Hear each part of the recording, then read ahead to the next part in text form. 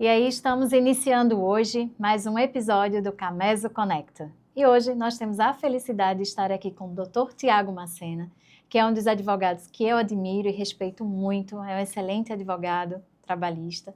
Já nos conhecemos há mais de uma década e hoje nós traremos um tema atual, um tema importante, extremamente necessário para que possamos compreender e entender mais. Quais são os direitos trabalhistas que envolvem a pessoa com autismo e também os direitos trabalhistas do responsável legal por esse autista. Então, doutor Tiago, este é um tema muito atual, importantíssimo. Vamos ter uma abordagem aí sobre o autismo em si. Primeiramente, Alexandre, agradecer pelo convite, né? Você é uma pessoa que eu já conheço há bastante tempo, um excelente profissional também, tenho a honra de compartilhar alguns temas, alguns trabalhos. Fica muito assim, na dúvida em si, tem alguns questionamentos que falam sobre quais seriam esses direitos da pessoa com autismo. Eu acho que, doutor Alexandre, a primeira coisa que a gente tem que apontar nesse tema é que desde 2012 o autismo ele é considerado e equiparado para todos os efeitos legais como uma deficiência, como deficiente. Então, todos os direitos, tanto na esfera trabalhista, no dia a dia, no cotidiano, e em outros termos de questão de prioridade, o autista ele tem essa preferência, ele tem que ter essas adaptações. Então, para todos os efeitos legais, ele tem todos os benefícios, né, que o deficiente tem. Então, esse é o primeiro ponto que a gente tem que levar em consideração. E como eu sempre falo, né, a nossa abordagem é em relação à parte trabalhista. Isso. Né? Fazer com que se entenda esse contexto, esse cenário trabalhista dos direitos relacionados, não só a pessoa com autismo, como também a esse responsável. Hoje em dia, em termos de legislações médicas, até na forma didática e de aplicação prática, nós dividimos, né, o autismo em níveis de suporte. O nível de suporte 1, 2 e 3. No ambiente de trabalho, isso também é levado em consideração porque todos os laudos que vão vir dos médicos responsáveis e profissionais que fazem análise neurológica e cotidiana da pessoa com autismo, isso vai interferir diretamente nas adaptações que precisam ser feitas, como é que vai ser a abordagem do trabalho. Então, isso tudo vai se unir para que o gestor da empresa, se for o caso, e o próprio trabalhador com autismo saiba dos seus direitos e saiba o que é preciso ser feito diante daquela situação ou de alguma comorbidade que ele venha a possuir. E quando a gente pensa assim, no ambiente de trabalho, infelizmente, temos que falar também do preconceito desta pessoa, às vezes acontece, infelizmente ainda muito, nesse ambiente de trabalho. Dentro desse cenário trabalhista, quais seriam essas responsabilidades da empresa com a pessoa com autismo dentro desse ambiente de trabalho? O que a empresa teria que fazer? Qual seria a conduta ou os ajustes necessários? Hoje em dia, justamente com essa questão de mais aprofundamento sobre o transtorno, foi visto e está sendo estudado até hoje as adaptações necessárias que precisam ser feitas, principalmente para o trabalhador autista, né? A gente sabe que com os estudos hoje em dia há uma forma de pensar, uma questão sensorial também e algo que precisa ser analisado de acordo com cada caso, que é através do laudo, que vai vir um laudo já completo, né, através de todos os estudos das equipes multidisciplinares, vão determinar qual a necessidade que aquele trabalhador tem. Isso é muito importante, porque o pessoal da gestão da empresa, que vai ficar responsável, principalmente pela contratação, vai ter que observar quais as necessidades e quais adaptações devem ser feitas, para que seja implementado desde o início do contrato de trabalho. Isso aí não é algo que vai ter que ser paulatinamente implementado. Já tem que ser desde o princípio. Então, a partir do momento que a empresa tem ciência de que o trabalhador possui aquelas necessidades, ela já tem que implementar desde o começo. Estamos falando aí no caso de acessibilidade, dessas adaptações necessárias, mas também entra aí nesse contexto a jornada. A Com jornada de certeza. trabalho, que hoje é um tema muito falado, principalmente, né, com os recentes julgados em entendimento. Então, faz essa abordagem em relação à jornada diferenciada, se existe para o trabalhador. Existe sim. E para falar em jornada, eu vou puxar um tema um pouquinho para trás, tá? Primeiro, para explicar um pouco ao telespectador o conceito e a construção desse entendimento. Aqui no Brasil, esse entendimento iniciou por conta de uma funcionária pública no estado de São Paulo, em que ela, mãe de uma criança autista, e diante de toda a necessidade de acompanhamento em terapias, em cuidados básicos com aquela criança, ela fez um requerimento para o estado de São Paulo, pedindo uma redução de jornada, justamente para poder acompanhar o seu filho. A secretaria responsável pelo seu contrato negou, ela necessitou ingressar com uma ação judicial, o juiz de primeiro grau negou também, o Tribunal de Justiça de São Paulo também negou, o processo seguiu para o Superior Tribunal de Justiça em Brasília, foi negado também, mas aí a mãe foi persistente e levou esse processo para o Supremo Tribunal Federal.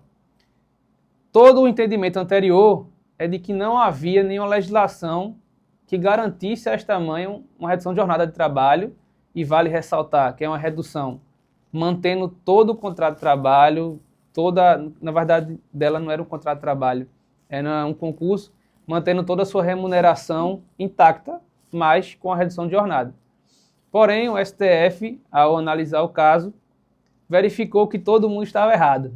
Na verdade, existia sim uma legislação que garantia essa espécie de adaptação, que aí é a Convenção de Nova York, que não é uma legislação criada no Brasil, mas foi uma convenção que foi aceita pelo Brasil e ratificada pelo Brasil. Ou seja, tem poder de Constituição. Exatamente. A Convenção Internacional, quando ela é ratificada pelo país, ela tem força como se fosse uma emenda constitucional. Então, diante disto, o STF falou, não, ela tem direito sim, ela vai conseguir, e ela conseguiu uma redução de jornada de 50%. E isso sendo mantido toda a sua remuneração. Só que essa decisão, que foi uma decisão bastante recente, foi o que causou um grande frisson na legislação brasileira inteira, tanto para funcionários públicos, tanto para funcionários da iniciativa privada, que, querendo ou não, se formou um precedente para outros casos. E isso, primeiramente, foi aplicado para o âmbito de concursados, de funcionários públicos, garantindo, sim, uma legislação para isso, inclusive aplicável para o Brasil inteiro, e, posteriormente, de forma equiparada, por analogia, também veio para a esfera privada. E aí, por conta disso, várias e várias pessoas que precisavam disso, responsáveis legais por crianças autistas, foram atrás desse direito. E hoje, apesar de não existir uma legislação que garanta isso, né, uma legislação formal, vamos dizer assim, que garanta isso ao empregado da iniciativa privada, já existem inúmeras decisões, tanto no TST quanto nos tribunais regionais, que estão garantindo aos pais e responsáveis esse tipo de redução de jornada. E aí vai variar de acordo também com a necessidade, que pode ser 50% ou menos. No caso, não se aplica tão somente ao pai ou à mãe da pessoa com autismo, mas também o responsável legal, ou seja, por aquela pessoa, ou seja, um dependente que esteja devidamente comunicado à empresa, né, que seja um dependente daquela pessoa. Então, o responsável legal por esse dependente, a lei também será aplicada para essa situação. Exatamente. Bem, e quando nós vamos além, e porventura, a existência, né, esse contrato de trabalho ativo, e se tivermos um acidente de trabalho, tem diferenciação, acidente de trabalho ou até uma doença ocupacional? Quais seriam as diferenças para a pessoa com autismo em relação a um acidente?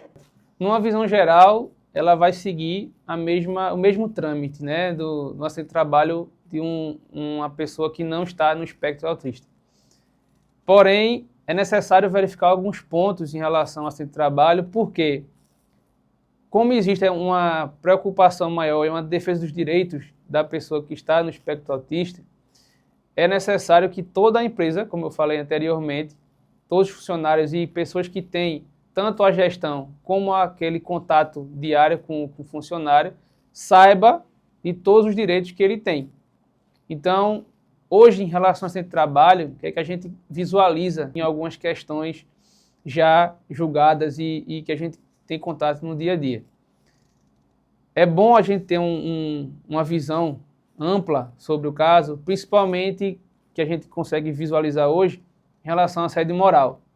A gente sabe que muitas pessoas que estão no espectro têm uma sensibilidade maior, a depender da situação, tanto a cobranças, tanto a aplicação, vamos dizer assim, que acontece hoje muito de metas e fatores que necessitam de uma apreensão maior, de uma atenção maior.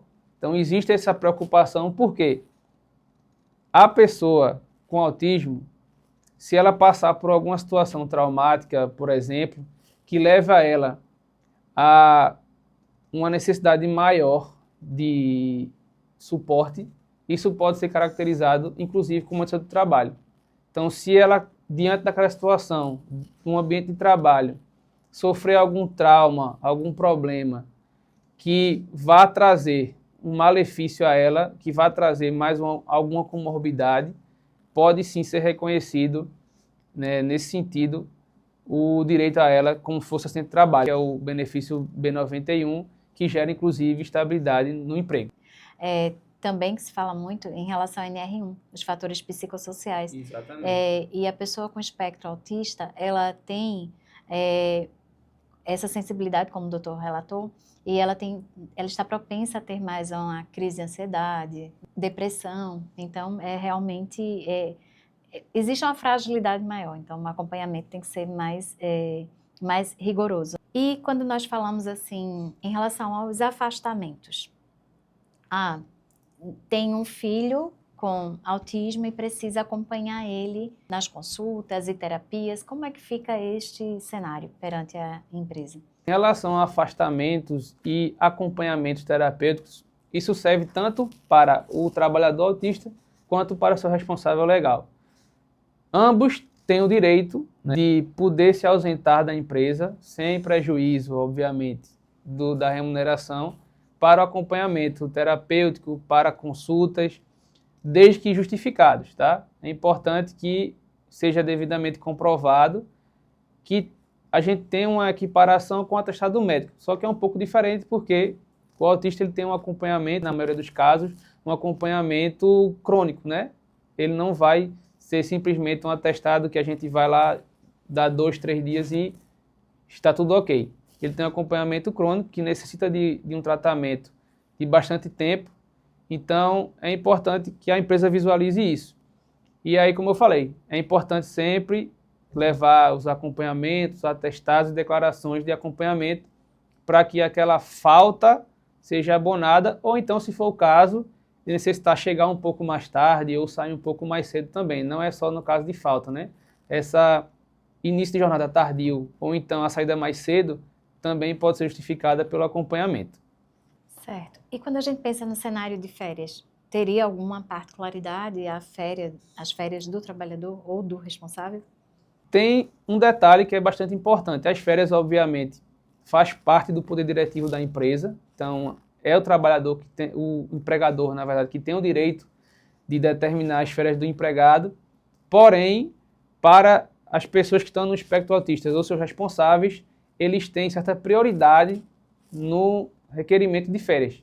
Obviamente que não é automático. Ele necessitar de umas férias específicas, ele não vai conseguir. A empresa não é obrigada automaticamente a conceder naquele período. Mas, obviamente, que em caso de uma, entre aspas, disputa entre um funcionário ou outro, ele tem a prioridade de escolher aquela data se a empresa assim permitir. A estabilidade ela é diferente, também tem alguns aspectos que devem ser observados? Tem alguns aspectos importantes em relação à estabilidade, tanto no assunto que a gente já comentou aqui, que é a questão da doença do trabalho, se for o caso, e também tem alguns assuntos específicos que a gente precisa abordar, né? Hoje, que é um dos direitos também, que tanto o funcionário como o responsável legal tem, é dentro do ambiente de trabalho, que seja atentado, né, para a empresa principalmente e para os gestores tentar combater de toda forma a dispensa discriminatória. Obviamente que hoje, diante de todo o fator que a gente tem das empresas de gestão, tem que se avaliar muito bem antes de demitir o funcionário que está no espectro ou do seu responsável legal, porque se for comprovado, geralmente, no nosso trabalho, que aquela pessoa foi demitida em virtude dessa situação, ela pode sim requerer tanto a indenização por dano moral, pela dispensa discriminatória, tanto a própria estabilidade do emprego por conta dessa questão. Então é muito importante, como eu falei, as empresas têm que ter muito cuidado com isso. A gente orienta sempre, né, nossos clientes a ter um olhar um pouco mais atento a isso, para que evite situações que possam trazer uma demanda. E por muitas vezes, assim, a gente tem que ser humano e olhar ao lado também do trabalhador, obviamente.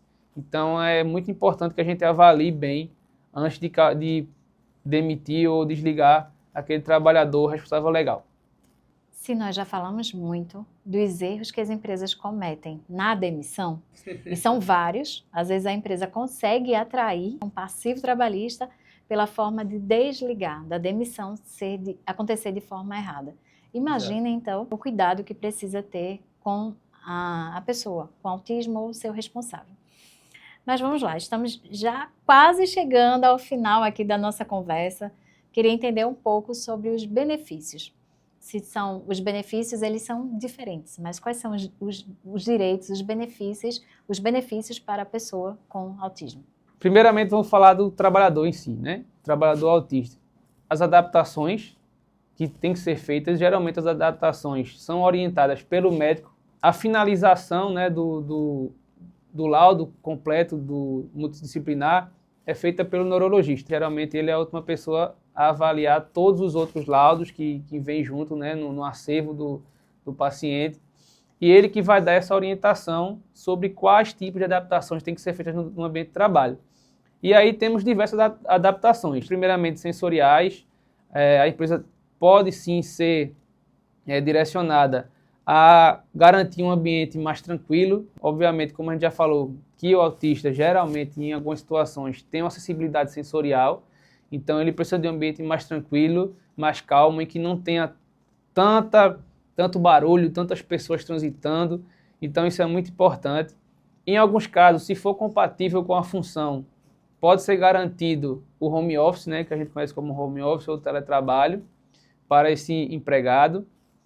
Temos algumas adaptações também de jornada, como a gente já falou aqui, tanto para iniciar mais tarde ou sair mais cedo.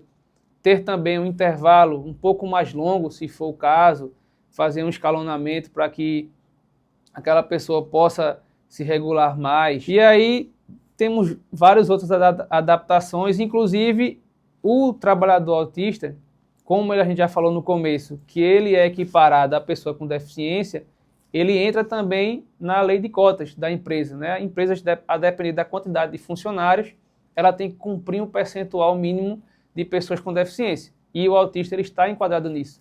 Então, temos várias adaptações e benefícios que o funcionário deve receber, na verdade, né? Inclusive, a gente tem um caso aqui no escritório que está havendo justamente este problema. Pode ser que até tenha uma demanda trabalhista, porque a empresa não quer se adaptar a certas situações.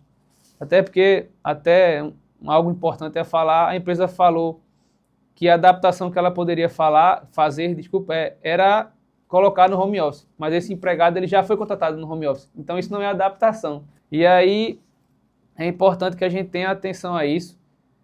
E em relação aos responsáveis, como a gente já falou, tem a jornada de trabalho que pode ser ali reduzida também, pode ser adequada. Também tem a opção do home office, se for compatível com a função do funcionário que é responsável.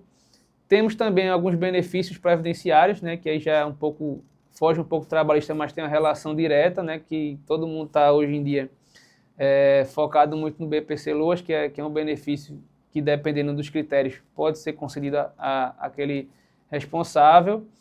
Também, a gente já falou da dispensa discriminatória, que tem que ser muito bem avaliada pela empresa, mas esses são alguns dos direitos que tanto o funcionário autista tem, quanto o seu responsável legal. A própria medicina do trabalho, nesse cenário, porque o médico do trabalho, quando a empresa assim o possui, ou o seu prestador, a sua consultoria de medicina do trabalho, que acompanha esse trabalhador, que vai receber esse laudo, que vai conseguir interagir ali com a empresa sobre as necessidades específicas de adaptação ou não daquele trabalhador. E um ponto também que eu gostaria de chamar a atenção é em relação à convivência no ambiente da empresa. Então, a empresa ela já tem uma obrigação legal de ter vários treinamentos, de ter uma cultura de treinamento já implantada na empresa, e que esses treinamentos são fundamentais, porque às vezes tem vários mitos, não é? Que envolve a pessoa com autismo. Então, os treinamentos, eles são muito bons para conseguir adaptar essa pessoa e as pessoas dentro desse cenário. Então, essa é a importância da medicina e segurança do trabalho, seus treinamentos, esse acompanhamento. Mas, nosso tempo é muito conteúdo para pouco tempo. Está no final, e aí eu gostaria de saber qual a mensagem final que o doutor deixa para essa empresa, ou falando de soluções, ou algumas alternativas, orientações dentro desse ambiente, desse cenário trabalhista. Aí é algo que a gente rotineiramente fala, né, para nossos clientes, principalmente as empresas, que hoje a maior demanda que a gente tem em relação a esses funcionários é justamente incentivar a capacitação técnica dos empregados que envolvem esse ambiente do trabalho. Obviamente que hoje a gente já tem muito mais conhecimento do autismo, mas muitas pessoas ainda não entendem as necessidades. Então, o que é necessário hoje, que é uma solução que a gente dá muito, é a capacitação técnica, que é justamente o pessoal envolvido em segurança do trabalho, medicina do trabalho, que tem que ter esse olhar atento, fazer treinamentos e formações constantes, tá? Até porque o conhecimento evolui, e se dedicar a entender essas pessoas para que todo mundo cresça num ambiente de trabalho em conjunto de forma harmoniosa. Doutor, muito obrigada pela sua participação. Foi uma conversa muito agradável. Eu espero que tenhamos conseguido atingir aqui o objetivo de trazer cada vez mais conhecimento. E hoje foi sobre o tema de autismo. E vou trazer só uma observação agora, que é para que a empresa observe todo esse cenário, tenha muito cuidado com seu contrato de trabalho, organize, regularize para trazer mais proteção e segurança jurídica, tanto para a empresa em si, como para os funcionários. Então, ambos ganham com essa segurança que é necessária. Então, é sobre isso. E até o próximo Cameso Conecta.